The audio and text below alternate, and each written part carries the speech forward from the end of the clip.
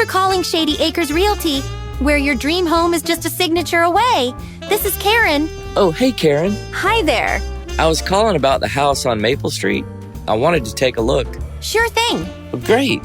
So when are you available? But I'll need you to sign a buyer's agent agreement first. It's the new law, you know. Wait, sign an agreement? But I don't even know you. Oh, honey, it's not like a proposal, just paperwork. Fear not, my friends, because I'm going to explain why you have to sign this agreement, in mama fashion, of course, and give you the perfect questions to ask your potential agent so you can feel confident about proceeding with finding your dream home. Let's get to it.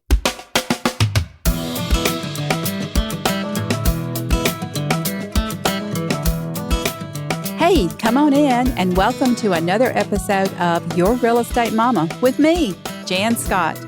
Every week I share tips, know-how, and encouragement for buyers and sellers.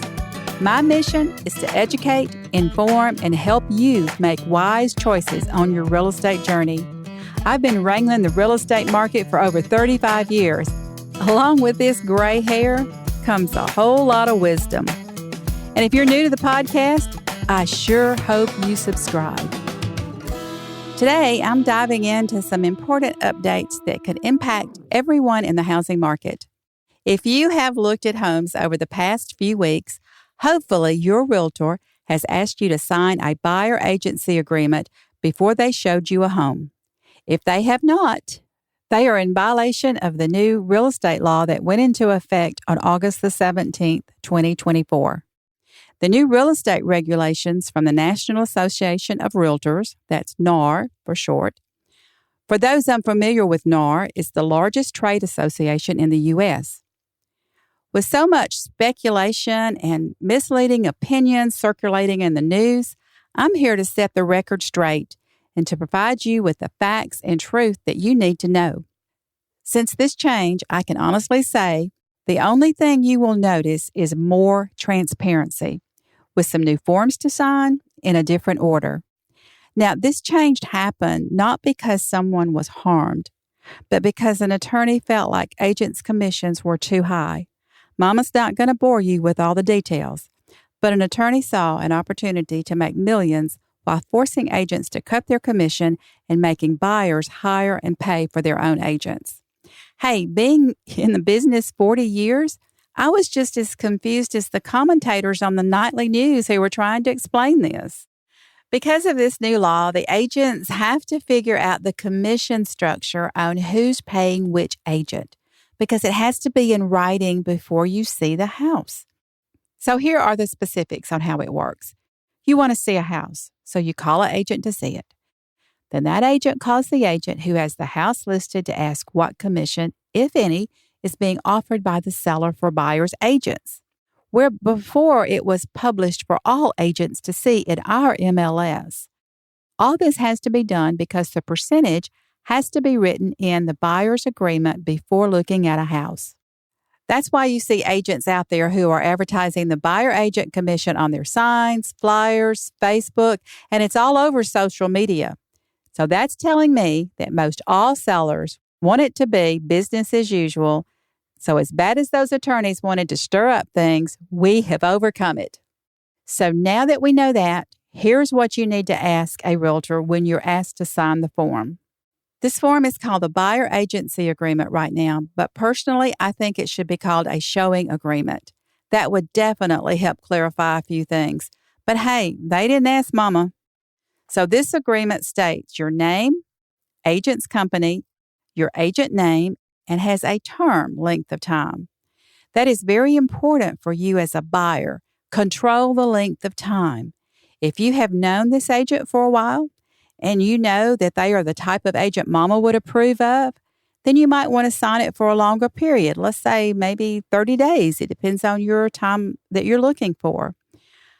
But, and this is a big but, if you have just met the realtor, not sure if you want to work with them, then just do a one-time showing of one home. That's it. You are only committed to that agent for the time you are in that home, and it will give you time to ask the 5 questions I have given you in my first podcast to see if they are a good fit for you. Still not sure? Then sign another day. Just 1 day, 1 hour, 5 minutes. That's all you have to commit to. Do as many days as you need so that you can do your homework on the agent to see if they have the skills it's going to take to help you with the biggest purchase of your life. The next line on this form should be properties that are covered for that day. If you're going to work with this agent, say, for a period of 30 days, you may want to just add general description of suitable properties and areas for them to look at. Remember, everything is negotiable on this agreement.